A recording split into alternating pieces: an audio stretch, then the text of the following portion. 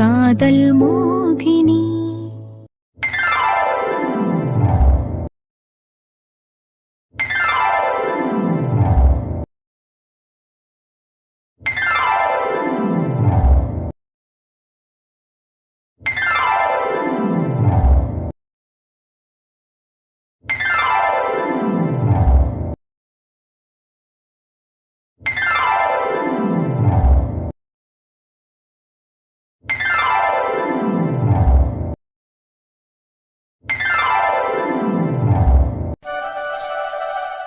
ஏய், நான் சொன்னதெல்லாம் ஞாபகம் இருக்குல்ல செந்தாமரை? இருக்கு, எல்லாம் ஞாபகம் இருக்கு. நான் பேசிக்கிறேன். பேச வேண்டியது மட்டும்தான் பேசணும் அந்த வக்கீல் கிட்ட. இல்லாட்டி நீ இருப்ப, ஆனா உன் புள்ள குட்டியெல்லாம் இருக்காது, பாத்துக்க. சரி சரி, வா போவோம். இவங்கிட்ட ரொம்ப ஜாக்கிரதையா இருக்கணும். என் ஃப்ரெண்டு கிட்ட சொல்லி இவனையும் கண்காணிக்க சொல்லணும். அடடே, வாங்க வாங்க செந்தாமரை ஐயா, உங்களத்தான் ரொம்ப நாளா காணோம் தேடிக்கிட்டு இருந்தேன். என்ன விஷயமா வக்கீல் ஆபீஸ் வரைக்கும் வந்திருக்கீங்க? அது சொத்து விஷயமா தான் வந்திருக்கோம். இவர் தான் ரொம்ப நாளா காணாம போன நம்ம விமலாவோட கணவர், என்னோட தம்பி மாதிரி. ஓ அப்படிங்களா? எப்படி இருக்கீங்க ஐயா? ரொம்ப நாளாச்சு உங்களை பார்த்து.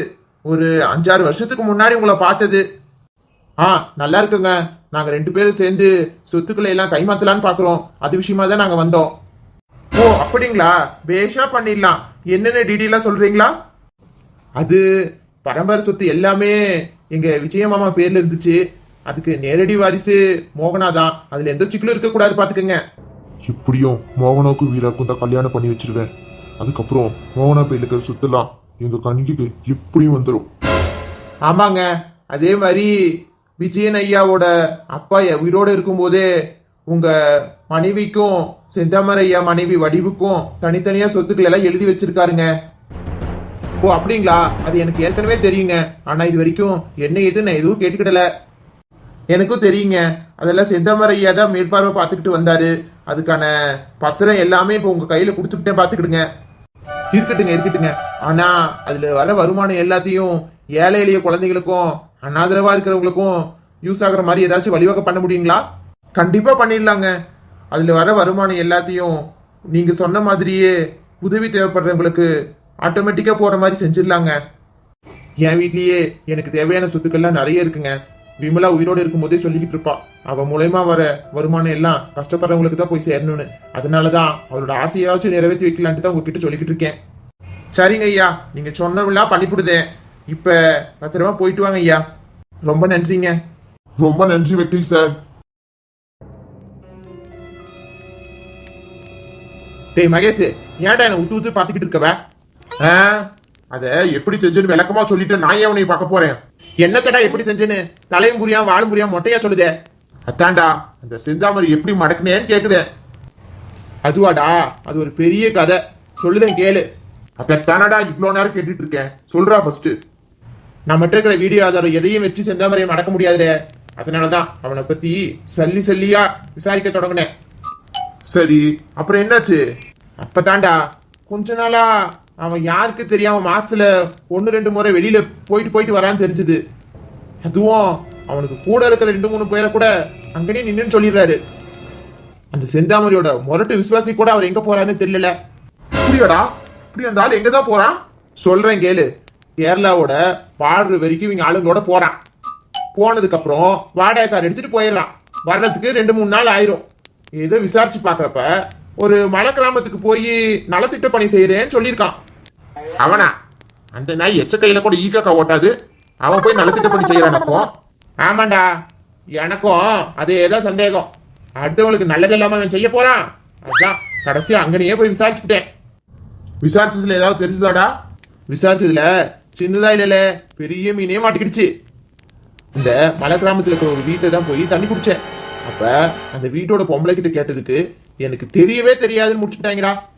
அச்சோ, அப்புறம் உனக்கு தேவையான தகவலாம் எப்படிதான் கிடைச்சிச்சு? அப்படி என்னதான் தெரிஞ்சுக்கிட்ட?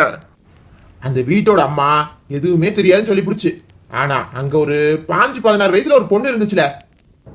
என்ன அந்த புள்ளைய ஏதாவது சொல்லிச்சா என்ன? அந்த புள்ள சொல்லலடா. ஆனா அந்த புள்ளையோட ஃபேஸ் கட்ட பாத்தீங்கன்னா அவ்வளவுதான். அப்படி என்னடா ஆச்சு அந்த புள்ளையோட மூஞ்சில? டேய், அந்த புள்ள அப்படியே செந்தாமரை ஜெராக்ஸ் எடுத்து வச்சிருக்குடா. எது செந்தாமரை மாதிரி இருக்கா? அப்ப அப்ப ஆமாடா, நீ நினைக்கிறது சரிதான். அந்த அம்மா தான் செந்தாமரையோட 2வது பொண்டாட்டி. அந்த பொண்ணு தான் செந்தாமரை பெத்த மக. ஆனா எனக்கு இது கன்ஃபார்மா தெரியல. அதான் செந்தாமரை கிட்ட சும்மா பேச்சுக்கு போட்டு வாங்கினேன். அப்ப செந்தாமரை காட்டினா பாரு ஃபேஸ்ல ஒரு ரியாக்ஷனு. பையன் வேலை வெளத்து போயிட்டான். ஸ்டார்டிங்ல கூட அவங்கள சுத்தி நான் பாதுகாப்புக்கு எதுவும் போடல. ஆனா செந்தாமரை ஒத்துக்கிட்டதுக்கு அப்புறம் இருந்தே ஃபுல்லா எப்படி போய் விசாரிப்பான்னு தெரிஞ்சு என் ஆளுங்களை வீட்டை சுத்தி காவலுக்கு போட்டு வச்சிருக்கேன். அது எப்படிடா மலை கிராமத்துல இதையெல்லாம் விட்டு வைக்க மாட்டாங்களே? தப்பான கள்ள தொடர்பு, இப்படி இல்லீகல் ரிலேஷன்ஷிப் எதையுமே விட்டு வைக்க மாட்டாங்களே? ரொம்ப கட்டுக்கோப்பா இருப்பானுங்களே. இங்க நல்ல ட்விஸ்டே, செந்தாமரைக்கு ஜாதகம் ஜோசியத்துல எல்லாம் ஒரு அளவுக்கு நம்பிக்கை இருக்கு. இவன் 6 வருஷத்துக்கு முன்னாடி வீட்டில் நடந்த மாற்றம் இதையெல்லாம் வச்சு பார்த்துக்கிட்டு இவனோட ஜாதகத்துக்கு ஒரு பொண்ணு பிறந்தா நல்லா இருக்கும் ஜோசியம் சொல்லிவிட்டான். அப்புறம் என்ன, நம்ம வடிவத்தையை கூட்டிட்டு போய் ஆஸ்பத்திரியில காட்டுனதுக்கு அவங்க உடம்பு தாங்காதுன்னு சொல்லிட்டாங்க. அதனால வேற கல்யாணம் பண்ணிக்கிட்டானோ? சொல்ல வர்றது கேள்றா. நம்ம வடிவத்தை தான் அவரோட பலம் பலவீனம் எல்லாமே. வடிவமா இல்லைன்னா அந்த அரண்மனையில் அவருக்கு மதிப்பே இல்லைன்னு அவருக்கு நல்லா தெரியும். அதனால அதை அப்படியே விட்டுட்டாரு. ஊருக்குள்ள பெரிய மனுஷன் சொல்லிட்டு தெரிஞ்சதுனால ஒரு புயல் மழை காலத்துல பாதிக்கப்பட்டவங்களுக்கு நல திட்ட பணி செய்யறதுக்காக அந்த மலை கிராமத்துக்கு போயிருக்கான் அந்த ஆளு. அப்போ உருவான தொடர்பு தான் இது. ஓஹோ, ஆமாடா. அந்த மலை கிராமத்துல இருக்கிற அம்மா பேரு வள்ளி. சின்ன வயசுலயே கல்யாணம் பண்ணி புருஷன் செத்து போய் அவங்க அப்பா அம்மாவோட இருந்திருக்குது. அந்த வள்ளியை பார்த்ததும் இந்த ஆளுக்கு பிடிச்சி போச்சு.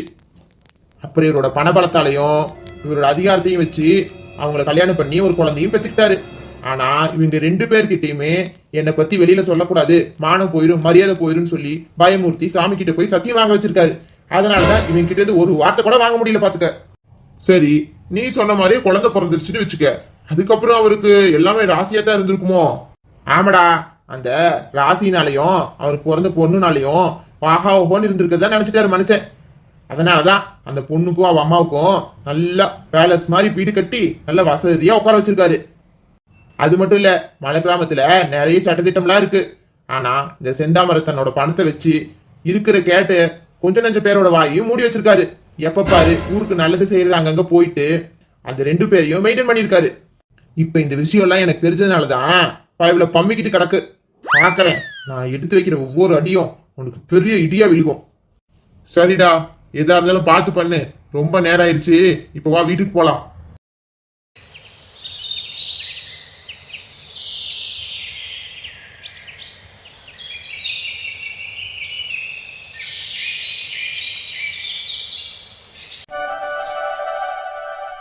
இவங்கிட்ட எப்படி பேச்ச ஆரம்பிக்கிறது? இவங்கிட்ட மோனா விட சொல்றது ஒண்ணுதான், உயிரை விட சொல்றது ஒண்ணுதான். சரி, கேட்டு பாப்போம். என்னப்பா ஏதோ பேசணும்னு சொல்லிட்டு அமைதியா உங்களுக்குள்ள ஏதோ யோசிச்சுட்டே இருக்கீங்க? அது ஒண்ணு இல்லடா வீரா, நான் ஒண்ணு சொல்றேன், கொஞ்சம் பெருமையா கேளுமா. சொல்லுப்பா. அது நம்ம ஜோசியர் கிட்ட போய் நம்ம எல்லா ஜாதகத்தையும் பார்த்தேன்டா. அதுல மோனாக்கு ஏதோ கண்டம் இருக்கான். உன்னோட ஜாதகம் சுத்த ஜாதகமா. அதனாலதான் உங்க 2 பேருக்கும் கல்யாணம் ஏற்பாடு பண்றப்ப எல்லாம் தடையாயிருதான். இந்த பொண்ணு வேணாண்டா. என்ன அத்தை பையன் மாமா பொண்ணுக்குள்ள ஜாதகம் எல்லாம் பார்க்க தேவையில்லைன்னு தானே இத்தனை நாளும் பார்க்கல, இப்ப என்ன திடீர்னு? அது வீரா, கல்யாணம் தடைப்பட்டுக்கிட்டே இருக்கே, அதனாலதான். இங்க பாரு, போலீஸ் கொடுத்த டைம் இன்னும் கொஞ்ச நாள்ல முடிய போகுது. அதுக்கப்புறம் அவளுக்கு 18 வயசு முடியுது. 3ஆவதா ஒரு தடவை கல்யாணம் ஏற்பாடு பண்ணுங்க. அதை எந்த வித தடையும் இல்லாம நல்லபடியா நான் நடத்தி காட்டுறேன். இல்ல வீரா, அப்பா சொல்லு. அப்பா, இப்ப வரைக்கும் உன் மேல நான் அவ்வளவு மரியாதை வச்சிருக்கேன். ஏன், என் உசுரே நீதான். ஆனா மோகனாவை விட சொன்னேன், அந்த உசுரை விடவும் தயங்க மாட்டேன் பாத்துக்க. சரிடா சரிடா, இதை பத்தி நம்ம அப்புறம் பேசலாம். நீ கோவப்படாத, ஃபர்ஸ்ட் போ, ஏதோ வேலை இருக்குன்னு சொன்னல. அது என்னது இது? இவன் மோகனா மேல வச்சிருக்கிறது காதலா இல்ல ஆசையானே தெரியலையே. அவனுக்காக இவன் உயிரியே கொடுக்கறதுக்கு ரெடியா இருக்கான். நான் தான் என் மகனுக்கு தப்பான வழியை காமிச்சிட்டேன் போல. என்ன செந்தாமரை, ஏதோ யோசனையிலே இருக்க போல. இல்லையே, அதெல்லாம் எதுவும் இல்ல. சரி சரி, என்ன ஆச்சு? நான் ஒரு விஷயம் சொன்னேன்ல. என்ன விஷயம்? முத வேலையா அந்த பத்திரத்தை எல்லாம் மாத்துறதே முடிச்சிட்டோம். 2வது வேலையா மோகனா கிட்ட இருந்து வீரா எப்ப பிரிக்க போற? மோகனா மனசுல நான் தான் இருக்கேன், வீரா இல்ல. இது அவன்கிட்ட எப்ப சொல்ல போறேன்? நான் சொன்ன விஷயமா உன் பையன்கிட்ட பேசுனியா இல்லையா? இங்க பாரு, என்னாலாம் முடியாது. அவன் மோகன மேல ரொம்ப ஆசை வச்சிருக்கான். நான் என்ன சொன்னாலும் கேட்கிற மனசே அவனுக்கு இல்ல. அதெல்லாம் எனக்கு தெரியாது, நீ தான் பேசணும். ஏய், உனக்கு மோகனா பிடிச்சிருக்குன்னா நீ தான் போராடி கல்யாணம் பண்ணணும். அதை விட்டுவிட்டு என்ன துருப்பிச்சுட்டே வைக்க கூடாது. என் பையன் கிட்ட இருந்து அவளை பிரிச்சு உன்னால கல்யாணம் பண்ணிக்க முடியும்னா பண்ணிக்க. அதை விட்டுட்டு போராட தெரியாம என்ன வச்சு காரியம் சாதிக்க நினைக்காத. ஆமால, நீ சொல்றது சரிதான். என்னோட காதலுக்கு நானே போராடிக்கிறேன். உன் பையன் கிட்ட இருந்து மோகனாவை பிரிக்கிறேன். அவன் கண்ணு முன்னாடியே தாலி கட்டி குடும்பம் நடத்தி புள்ள குட்டியோட சந்தோஷமா வாழ போறேன். அதை பார்த்து பார்த்து உன் மகன் தினம் தினம் சாகணும். அவனை பார்த்து நீ வேதனையிலேயே அழியணும். நான் வரேன். போடுறா போடு, எவ்வளவு கணக்கு வேணாலும் போடு. ஆனா கடைசியில இந்த செந்தாமரை தான் ஜெயிக்க போறான். என்ன உன்னோட கட்டுப்பாட்டுக்குள்ள வச்சிருக்கேன்னு தானே இவ்வளவு ஆணவம். இந்த கட்டுப்பாட்டை உடைச்சி எரிஞ்சு உன்னையும் குடும்பத்தையும் ஒரு வழி பண்ணல, நான் செந்தாமரை இல்லடா.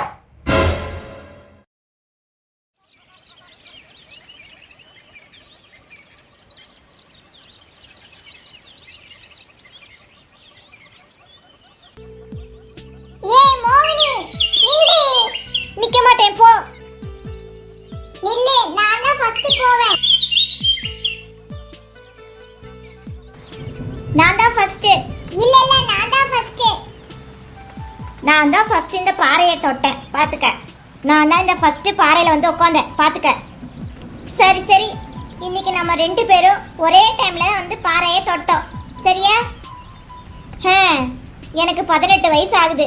ஆனா உனக்கு வெறும் 5 வயசு தான் ஆகுது. உன்னை விட நான் சீக்கிரமா வந்திருக்கணும்ல. நான் என்னதான் பொண்ணப்போ? உன்னெல்லாம் யாரு பொண்ணுன்னு சொன்னா? எங்க அம்மா சொல்லியிருக்கு, நீ பொண்ணெல்லாம் கிடையாது, மோகினி பிசாசுன்னு. இப்ப நடந்த போட்டிப்படி நான் தான் ஜெயிச்சேன்.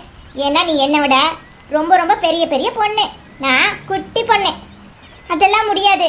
அப்படி பார்த்தா நீ என் கூட போட்டிக்கே வந்திருக்க கூடாதுல்ல. போ மோகினி, எப்ப பார்த்தாலும் நீ இப்படிதான் என்னை ஏமாத்திட்டே இருப்ப. அதெல்லாம் எனக்கு தெரியாது. நீ இப்போவே என்ன அந்த மலை உச்சிக்கு கூட்டிட்டு போகணும். நான் ஜெயிச்சேன்னு நான் கூட்டிட்டு போறேன்னு சொல்லியிருக்கல. ஆமா, ஆனா அதுக்கு நீ ஜெயிக்கணும்ல. முதல்ல ஜெயிச்சு காட்டு, அப்புறமா போலாம். இப்ப வா, வீட்டுக்கு போலாம். இல்லனா மாமா நம்மள பெரம்பெடுத்து பின்னிடுவாரு. இந்நேரம் அந்த பக்கத்து வீட்டு பையன் 10 வச்சிருப்பான். ஆமா ஆமா, அப்பா என்ன சொன்னாலும் எனக்கு எது தெரியாதுப்பா, மோகினிதான் போட்டி வச்சான்னு சொல்லிவிடுவேன். இப்படியே தான் என்னை மாட்டி விட்டுட்டு நீங்க எல்லாம் தப்பிச்சிடுறீங்க. மாமா எப்படியும் நீ நானும் சொல்றதை நம்ப போறதில்ல. வா வா, அங்க போய் பேசிக்கலாம். அது ஓடி வந்தல்ல, அதனால காலு வலிக்குது. சரி சரி வா, நான் உன்னை தூக்கிட்டு போறேன்.